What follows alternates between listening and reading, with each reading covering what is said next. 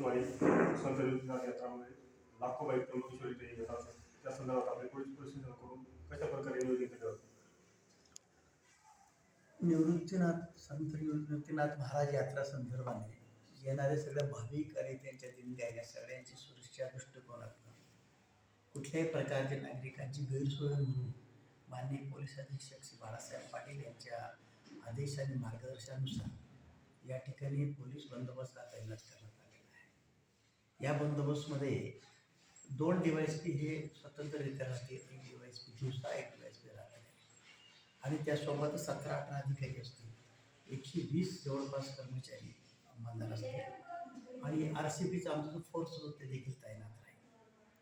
निवृत्तीनाथ महाराज मंदिराचे यात्रेकरूंचं ज्या ज्या ठिकाणी दिंड्यांचं स्थान आहे त्या ठिकाणी देखील आमच्या पोलिसांनी स्वतंत्र नेमलेले आहेत, जेणेकरून जे भाविक आहेत त्यांना कुठल्या प्रकारचा त्रास होऊ नये. त्यासोबत त्या ठिकाणच्या जागा ज्या असतील त्या देखील व्यवस्थित सपाटी करण्यासंदर्भात नगरपालिकेसोबत आम्ही संपर्क करून ते केलेला आहे.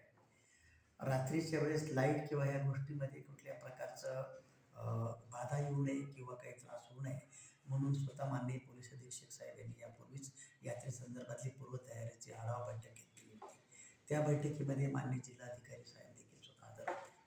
CO साहेब असतील, नगरपालिका प्रशासन, वैद्यकीय अधिकारी असतील, MSCP असेल आणि या सर्व लोकांचे महसूलचे तहसीलदार साहेब त्या ठिकाणी घटनाचे उपाध्यक्ष आहेत.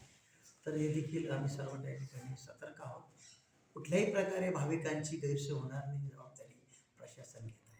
सर, बरेचसे भाविक ब्रह्मगिरी प्रदक्षिणा पण करतात आणि त्या प्रदक्षिणा मार्गावर घोटी पोलीस स्टेशन असेल, वाडीवारा पोलीस स्टेशन आणि त्र्यंबक पोलीस स्टेशन अशा 3 पोलीस स्टेशनची हद्द असते. त्या संदर्भात कसं नियोजन केलं जातं? ती प्रदक्षिणा मार्गे त्या ठिकाणी घोटी वाडीवारीचे प्रमाण पहिल्या भागाकडे येणार लोकांना त्या ठिकाणी स्वतः वाडीवारी PI आपला बंदोबस्त त्या ठिकाणी लावलेला आहे आणि आम्ही देखील त्या मार्गाने पूर्णपणे पाहणी केलेली आहे. सर्व बाजूने येणारे नागरिक असतील, जवळ भागाकडनं असतील, इकडनं शहरातून असतील, यांची वाहतूक नियम संदर्भात सध्या रस्त्याचं कामं चालू असल्यामुळे त्या माध्यमातून आम्ही नागरिकांना भाविकांना देखील एक विनंती करणार आहे की आपलं अत्यावश्यक असेल तर आपण त्र्यंबककडे यावं, अनावश्यकरित्या येऊ नका. कारण वर्तमान स्थितीमध्ये भाविकांची एवढी प्रचंड गर्दी झालेली आहे. रस्ते अंडर वर्किंग असल्यामुळे रस्त्याची एक बाजू पूर्णपणे कामकाज चालू आहे, एका बाजूनेच फक्त वाहतूक सुरळीत करण्यासाठी आम्ही प्रयत्नशील आहोत. तर नागरिकांना हे देखील आम्ही एक विनंती करतो आहे की ज्यांनी अत्यावश्यक आहे त्या लोकांनीच फक्त या कालखंडामध्ये भाविकांनी यावं. इतर टुरिस्ट किंवा इतर लोकांनी या कालावधीमध्ये येण्याचं टाळलं तर निश्चितच पोलिसांवर जो होणारा भार आहे किंवा जनतेमध्ये जी काही गर्दी होईल ती कमी होईल. या भूमिकेतनं आम्ही जनतेला आव्हान देतो. ठीक आहे, धन्यवाद.